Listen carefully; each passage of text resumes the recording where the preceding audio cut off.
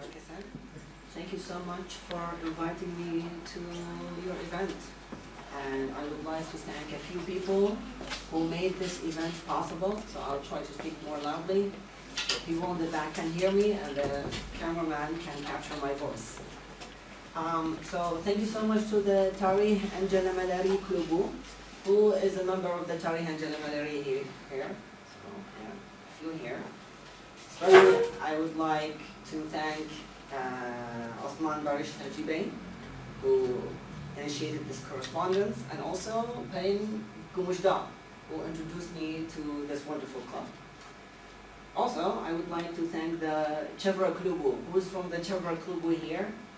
What? Just two? Just two people? Okay, at least there are two people. So one person is enough. I really, normally in a normal setting, I would love to hear more about the work you do, how often you organize events and everything, but I'll postpone that until after the talk. Yeah. I would love to hear more about your work and what you do exactly, and the history of your clubs. Yeah. But before I start, so I want to make two comments. One is that thank you so much for staying at night voluntarily attending a talk. Yeah, because the stereotype about college students is that what do they do at night? They drink and party. That's what college. This is the stereotype. Yeah, they have fun. Yeah, so it's rare to see young people sacrificing Wednesday night just to attend a talk about environmentalism. Who cares? Yeah, but you did that, and it says a lot about how curious you are in the world. And let me just say that you are investing your time in college very wisely. Yeah, and I still regret how much I wasted my time in college, because this is your golden age. This is your golden age, and please do use it wisely, and do participate in those events. And it's just wonderful to see you all here in this room. The second note I want to make before I get started is that since I arrived here at Boazici as a guest in September, I always wanted to talk to students outside of my class. So I have one class I'm teaching here on environmental history, and I see three familiar faces, Dilek and Denise and Karim. But I only knew those students, and I did not know anybody else outside. So I always wanted to meet more and more licence students, and I will get to meet graduate students later. Denise is one of them. But anyone, all of you are here licence? Anyone who's Yuksek licence aside from Denise? Yeah. So it's very nice to have an opportunity to meet licence students outside of my classroom, and to be invited by two of their student clubs, the Chevra Klubu and the Tarih and Jalamalari Klubu. I must say, I am not happy that History Plus has not invited me yet. Anyone from History Plus? So I've been here since I arrived. They told me History Plus is the best club. I said no. They're not the best. There's Tarih and Jalamalari. Have you heard of Tarih and Jalamalari? They're better. Yeah? And I'm glad this is being recorded. So, and I say, have you heard of Chevra Klubu? It's even better. Yeah? So, if you don't mind, I want to use this opportunity to give a message to our rivals, History Plus. And I wrote it down. So, hey, History Plus. Why are you ignoring me? Am I not cool enough for you? Stop ignoring me and please invite me. So I hope this message will reach you somehow. And now I am ready to get started. So today I want to talk about the history of environmentalism. And I will try to limit myself to 45 minutes, and we will be out of here, because we have more important things to worry about. I think this topic is really important, especially for the Chevra Klubu and any of you young people involved in environmental politics, because You are born in the world where you take environmentalism for granted. You think that environmentalism has been part of society from time immemorial, but this is not the case. Environmentalism as an idea, and I will explain it, was born in a certain moment, and to understand who you are and what the Chivra Klubu is and how it came about, it really helps to understand the history, to understand your lineage and the progenitors of this movement and program that we call environmentalism. Now, to talk about any history, about any concept, we need first to define this concept, right? So, if we talk about gender, the history of gender, what is gender? We need to define it first and then talk about its history. To talk about the history of socialism, we need first to understand what socialism is and then talk about its history. And so on and so forth. And the same thing with environmentalism. Before we talk about the history of environmentalism, we need to understand what environmentalism is. There are so many definitions of environmentalism. All of them could be good. I came up with my own definition, and I summarize it in 3 P's. Yeah? So the 3 P's. So environmentalism is a social and political program to protect the environment, protest environmental degradation, and prescribe technologies and lifestyles less destructive to the environment. Yeah? So 3 P's to help you remember this definition. Yeah? And I was thinking yesterday, how do I make a Turkish version of this definition using 3 verbs that all start in 1 letter. And I think I came with something, and you tell me how good it is. So I came up with the uchka. Yeah?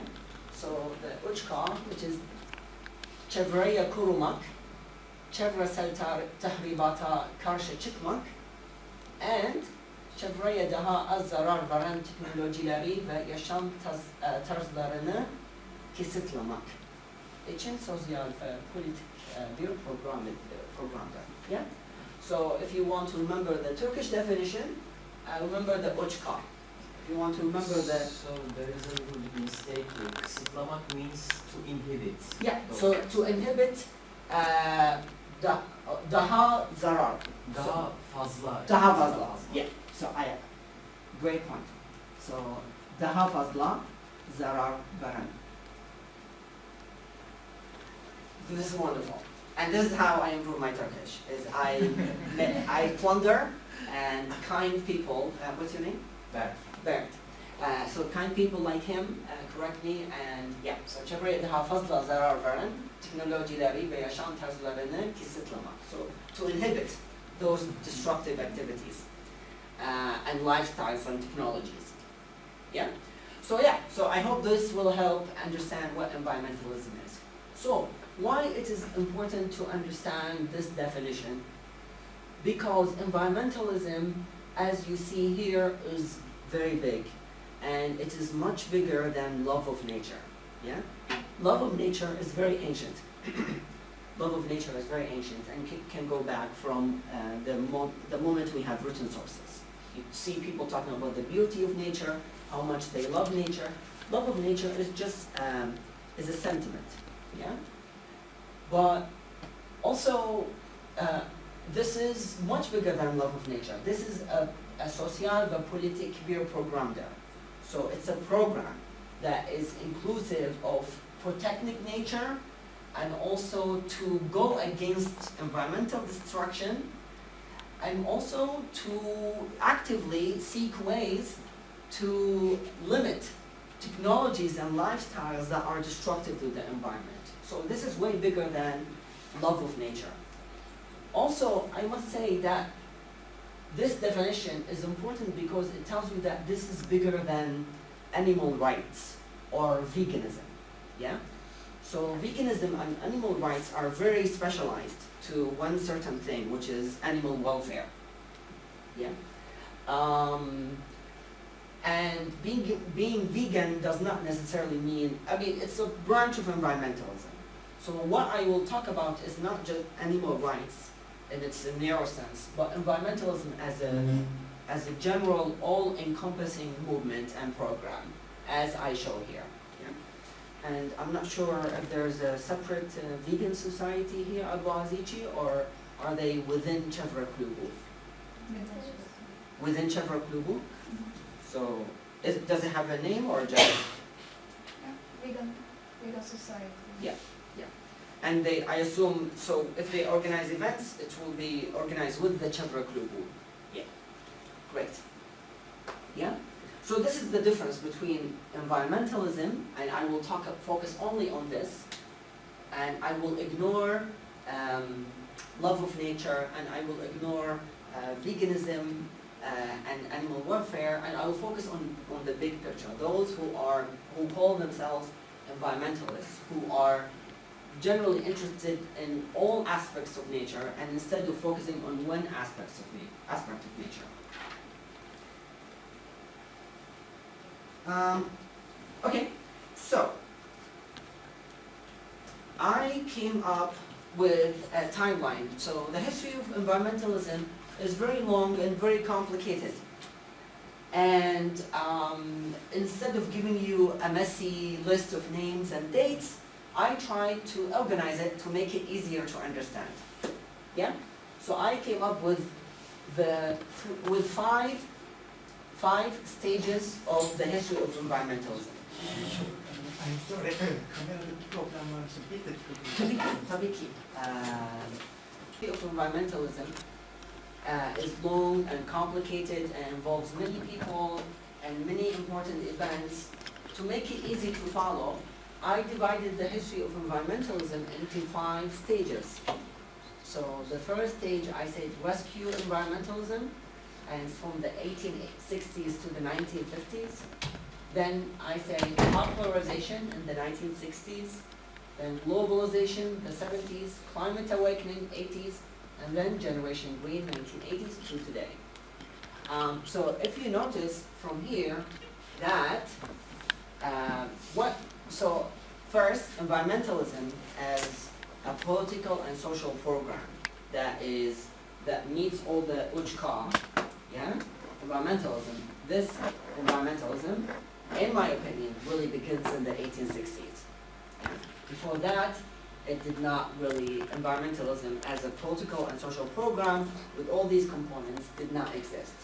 There were environmental policies, environmental themes, environmental sentiments, but environmentalism, as we understand it today, modern environmentalism can be traced back to the 1860s.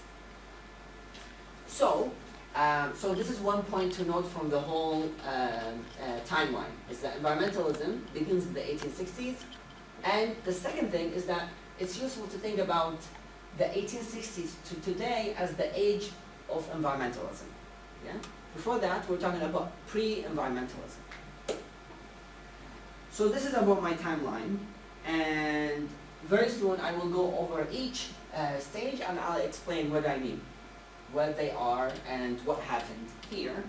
But before that, I want to mention a few things about, so what's before environmentalism? So 1860s, before that, so what was going on? So there are many different cultures and states and religions that adopted environmental themes and environmental regulations. So I'll mention a couple. So Buddhism, and Buddhism is featured in the title of this talk. So Buddhism, I'm not sure, we talked about it in our class, I'm not sure how popular it is in Turkey. But Buddhism is a religion that is very ancient. It's before Christianity, and was born in northeast India. And this is how Buddhist monks normally dress. And there is a perception in the West and the United States that Buddhism is an environmentalist religion. And environmentalism goes back all the way to Buddhism in northeast India. Because Buddhists emphasize simple living, you don't consume too much, and protect the environment. Also, many Christians today make the case that environmentalism goes back to the time of Jesus. And Pope Francis issued a letter in 2015. It's a very famous letter. It's called an encyclical. And this is the encyclical, and on care for our common home. And for common home, he means dunya, like home, planet Earth. And he talks about we should take care of God's creation and protect the environment and stop pollution. So for Pope Francis, environmentalism is old and goes back to the teachings of Christ.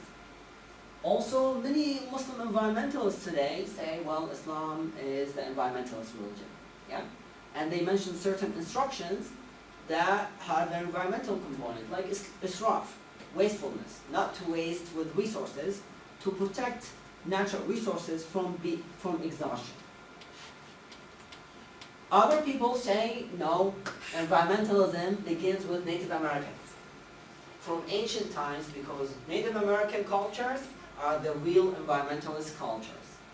It's the green culture, and it was popular, and to this day, that Native Americans are used as symbols of environmentalism. Yeah. So here, this is an ad from the 1970s, I think. Let me see the date of this ad. From the 1970s, I think.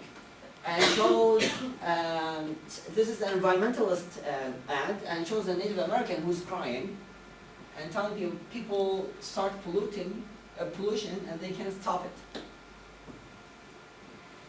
So, with all this in mind, so we said Buddhism, Christianity, Islam, Native American cultures, does environmentalism go back all the way back to those times, to those ancient times?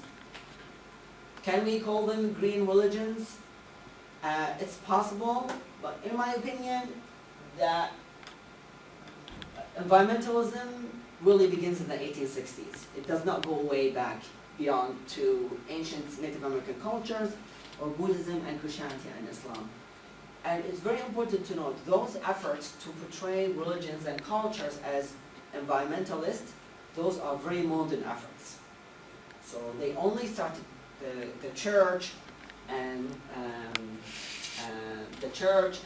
Buddhist monks and Native American cultures only started to portray their religions and cultures as environmentalists only during the environmentalist age that happens after the 1860s. So, with that in mind, I said a few words about what happened before the 1860s. I said you see some elements of environmentalism, but full-scale environmentalism really only picks up in the 1860s.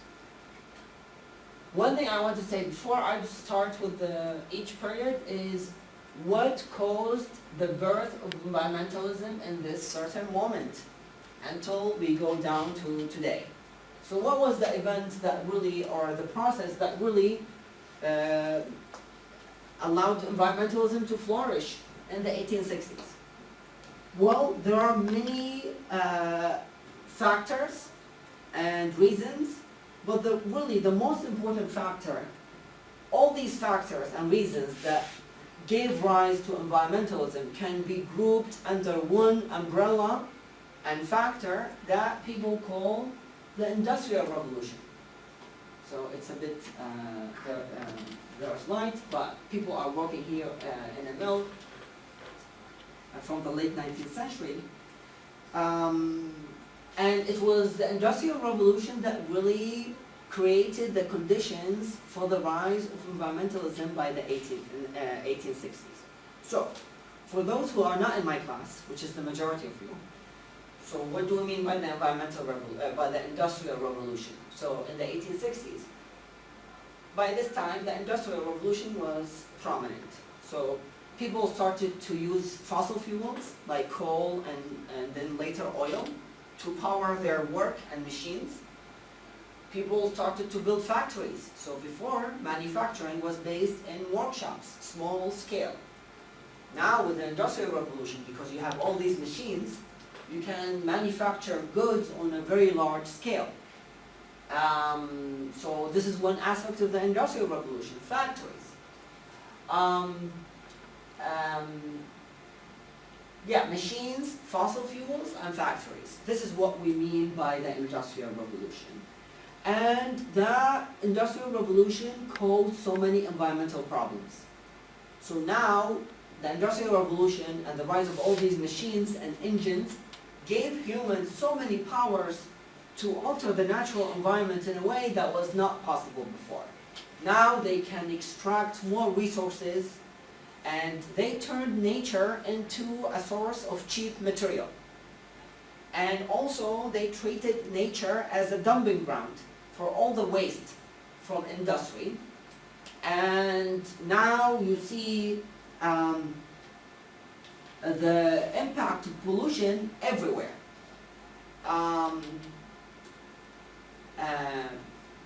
And people started to worry that the world is changing and is shifting around us. The sky is dark, the water of the river is polluted, the streets are dirty, so many chemicals in the soil. We have an environmental problem, and we have to deal with this environmental problem. And those sentiments really peaked by the 1860s. Okay. Now, I explained the cause of the cause for the rise of the environmentalism, all these environmental problems, all of which created by the Industrial Revolution. Now, let's talk about one thing, is where. So where was environmentalism born? It was born, really there are two major centers for the early rise of environmentalism: Britain and the United States. And that is understandable, because Britain and the United States were the leaders at the forefront of the Industrial Revolution. This is where the Industrial Revolution was most advanced. And Americans and the Brits, they were seeing the environmental consequences of industrialization more than anybody else. And this is why they tried to come up with solutions, and environmentalism emerged as a response. So it makes sense that the rise of early environmentalism emerged in Britain and the United States, because those were the two powerhouses of the Industrial Revolution. Okay, so this is my timeline, and I explained what happened to kickstart the process of environmentalism, and I explained the cause and where it happened, where environmentalism was born. Now, let's talk about each step real quick and explain what happened. So let's start with the first step: rescue environmentalism from the 1860s to the 1950s. So in its early and the first stage of environmentalism, environmentalism can be called rescue environmentalism. So rescue can be called MDOT. And what do I mean by that? What do I mean that environmentalism worked first in this stage can be called rescue environmentalism? Well, the primary goal of environmentalism in its early stage in the United States and Britain was to protect the environment from the assault of industry. So how do we protect nature from the assault of industry on rivers? Because factories were dumping all their waste in rivers and waterways. Also, how do we protect the air from industry? Because all these factories are releasing their smoke into the air, and we have to breathe this air. So how do we protect our air from the Industrial Revolution and factories? And also, so industry was coming up with new technologies that were able to destroy the environment in a really fast pace. For example, we're seeing more and more portable and effective weapons. The assault of these weapons, and many environmentalists were concerned that those new technologies produced by the Industrial Revolution was bringing some animals and plants into extinction. So how do we protect animals from industry and the Industrial Revolution? So this is what I mean by rescue environmentalism. Early on, it was how do we rescue the environment? How do we rescue nature? how do we rescue nature from guns? How do we rescue the air and the water from pollution and waste and chemical waste? And how do we protect parks and green spaces from all the tourists that are flocking into those parks with the trains and the railroads? Because the railroads introduced by the Industrial Revolution created a new age of tourism. And now you see spaces that used to be protected and doing well, now under the pressure of thousands and thousands of tourists who are going there, polluting the area and leaving all their waste behind. So the earliest environmentalists were really concerned about these issues. How do we protect the environment from the Industrial Revolution and industry? All the waste and all the tourist sector that they created. And all the pressure that they are putting animals under with the use of all these technologies, new technologies like new kinds of firearms. Okay? So this is how environmentalism was like in its first stage from the 1860s and 1950s, and this is why I call it rescue environmentalism. Now, what was the solution that environmentalists advocated in this time period? So if you pay attention today, and if you don't mind, I will open the window a bit, just to put more air in the room. So what were the solutions proposed by the earliest environmentalists? So today, what's the most popular solution environmentalists propose? Is stop burning fossil fuel. Yeah. So today, this is the solution that most environmentalists argue for. But back then, the solution that many environmentalists really liked to propose was, by the way,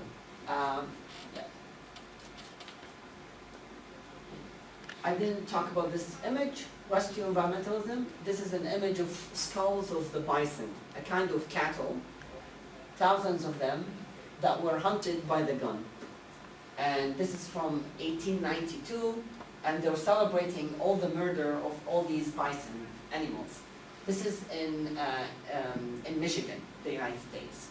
And just to give you the scale of how destruction early industry could have on animal life. Before the Industrial Revolution, you could never, it would be very difficult to do that, yeah? At least not in a very short time, yeah? People were terrified that those animals will become extinct, and what do we do? So this is one aspect of rescue environmentalism. How do we rescue the bison from all these hunters? Yeah? So now, in terms of solution, I explained what was like rescue environmentalism, what it means, what it was like. Now, let me talk briefly about the solution. The solution, the most popular solution at the time for environmentalists was the creation of national parks. Let us create national parks. So what do we mean by national parks? So national parks are not foreign to us here in Turkey, right? Because we have a milli park system. So what are these national parks? So these were large areas of land set aside by governments to be protected, to protect wild nature in those parks. And the idea was that those places were so special and so valuable that no one should use them for farming or housing or hunting or other purposes. Let nature be itself in this area and allow nature to evolve on its own, with all of its trees, with all its flowers, all its plants, and all its animals. Yeah? So this was a major strategy, a major solution by the early environmentalists to the problem of to the environmental crisis at the time, is rescue environmentalism by setting aside pieces of land to be protected and to prevent and bar people from getting there to alter the natural environment. Now, what was the earliest national park? So the first national park in the world is Yellowstone National Park in the United States. And it was declared as a national park in 1872. So early in our timeline, 1860s. And this is really the first national park in world history, and the idea was born. And today we take the idea of national park for granted because we have national parks, right? And probably you've been to national parks. Anyone has been to a national park, mini park? Which one? Kaz Dağları. Kaz Dağı. Yeah. How about Kaz Dağı? Is it the closest one here to Istanbul or? Yes. Oh, okay. So, yeah. How about you? Ayder'de. Ayda, yeah. So right now there's a Turkish network of national parks that for the people, for the benefit and enjoyment of the people, to enjoy nature, especially if you live in Istanbul, which could be suffocating at sometimes. Yeah. And this is what the United States park system also says. So this is a famous arch in one of the national parks and says, for the benefit and enjoyment of the people on top of it. This is the idea. It's the same idea in Turkey, the same idea in the United States, the birthplace of the national park idea. Okay? So just keep in mind, even though you're born with the idea of milli parkları around, you take it for granted. Back then, in the 1870s, the idea of a national park that you set aside a piece of land and barring people from using that land for living and for farming and for herding, that was a radical idea. It was crazy. But it started, and gradually people embraced the idea. They thought this was a really nice idea. A national park to be free of charge. Everybody can go there and enjoy nature and restore themselves. Yeah. So the United States and 1870.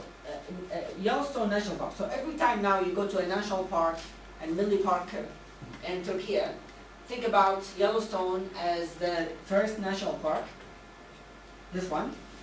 And the United States as the birthplace of the national park system, the national park idea. And from there, the national park idea would spread across the world until it would reach Turkey. So 1958, we have the declaration of the first national park in Turkey. Anyone knows which one? In Yozgat. Yes. Çamlık. Yes, the Yozgat Çamlık is the first national park in Turkey, and it was declared in 1958. Okay, so what I've done so far is I explained rescue environmentalism, what I mean by that, what it was, the solution that it proposed, and also I explained this. So what it is, rescue environmentalism, the solution, and I said that the solution normally was establishing new national parks. Now let's talk about the strategy.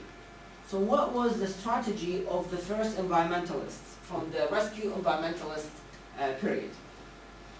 So the strategy of rescue environmentalism normally was lobbying. So today, a major strategy for environmentalists is to go on the streets and protest, right? This is how the strategy, you put pressure on people by protesting. Go in front of a building and protest, or go on the streets and protest. But early environmentalists were too polite. And they simply lobbied. And by lobbying, I mean they went to politicians and they tried to convince them. Say, let's drink some tea and let's talk about this issue. This is an issue environmentalism. We have so many environmental problems, and we have some solutions to it, which is establishing national parks. National parks. What do you think? So they were trying to convince people about the value of national parks. And this image really represents the strategy of the period, lobbying. So on the right, you have a very famous environmentalist, John Muir, who is considered to be the founding father, the father of the national park system. And on the left, you have Theodore Roosevelt, the President of the United States, and they are hanging out in Yellowstone in 1903, and this environmentalist is explaining to the President of the United States the beauty and the value and the good work that and the importance of those national parks.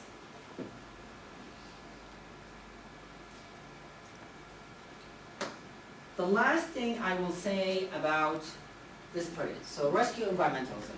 I explained what it is and what its solution, building national parks. The strategy, lobbying. It was a very polite form of environmentalism, not as rowdy as environmentalism is today. The last thing I want to say about rescue environmentalism is about its appeal. So today, environmentalism is very popular. Rescue environmentalism in this period had a very limited appeal. Most people could care less about environmentalism. And it had a very modest appeal, mostly among the wealthy people. Like Theodore Roosevelt, he was an avid hunter. He hunted animals a lot. And for him, building national parks was a way to help animals so that sometime later he could hunt them down. Yeah? So this is the last thing I want to say about the first phase of environmentalism. It had a very limited appeal. Most people did not know what environmentalism is and what it is and why it is there. Now let us move on to the second phase, and I'll go very quickly because people are getting tired. So popularization. So in the 1960s, what we see is that environmentalism becomes popular. Now, so I said before the 1960s, it was, environmentalism had a very limited appeal. But by the 1960s, environmentalism became a popular thing. It was popular enough for politicians to talk about it, to debate it, and also for environmentalism to be discussed in the newspapers and on television. Now, why did environmentalism become popularized in the 1960s? So what happened in the 1960s that made environmentalism popular? So many things. I'll mention two of them. One of them now is that in the 1960s, the scientific evidence was accumulating, and people are more and more understanding the problems of pollution. And also, a second thing is that people were getting wealthy.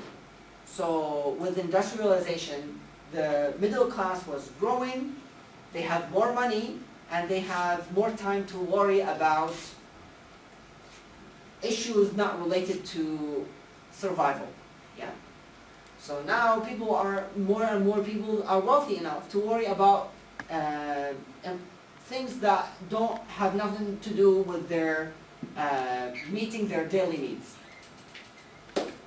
A popular person who really played a major role in the popularization of environmentalism in the 1960s is Rachel Carson. Anyone heard of Rachel Carson? Tilak Uzar? You heard of her? What's your name? Zahra. Yeah, you should know her. So, Rachel Carson is very important, especially if you're from the Chevra Klubu. You two are from the Chevra Klubu. Who's from the Chevra Klubu? You? Yeah, you. So you should know her. And if you have a book club and you're Chevra Klubu, this is a good way to do. Okay. So Rachel Carson wrote a very famous book in 1962 that became a bestseller, and it's called Silent Spring, and it complained about chemical pollution. So people were pouring pesticides everywhere, on the ground, from the air, and even putting pesticides on people. Yeah, so they were just pouring pesticides everywhere. People did not understand the dangers of chemicals. And this was a critique of the widespread of pesticides in the world, especially in the United States.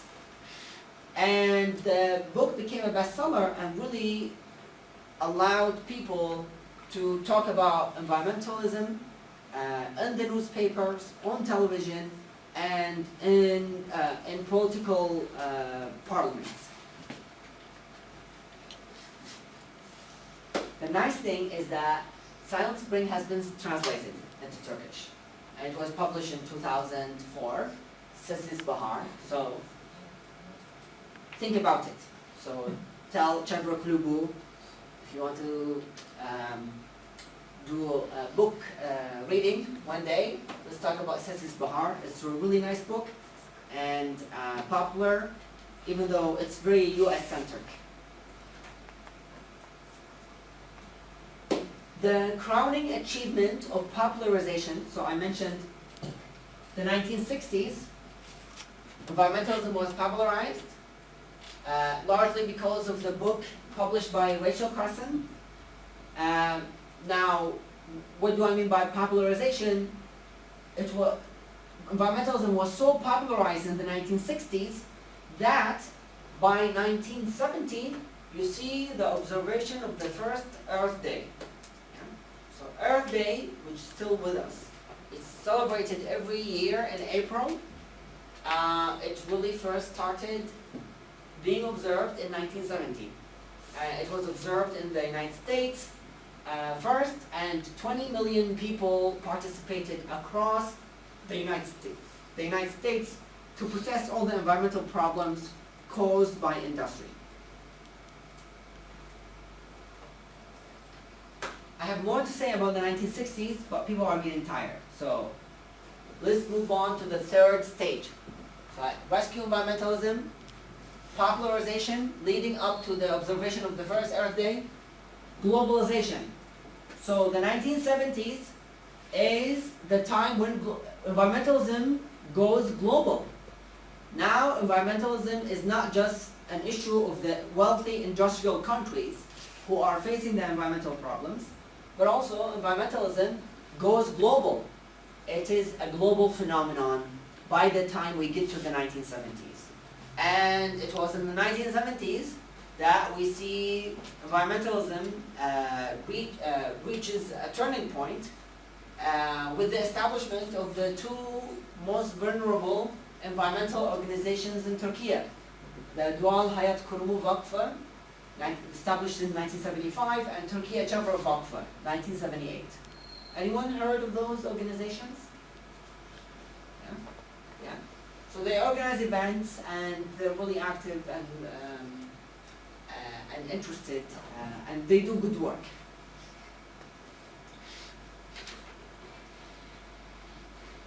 Okay, so this is how globalization happened, and it reached the shores of Turkey by the 1970s.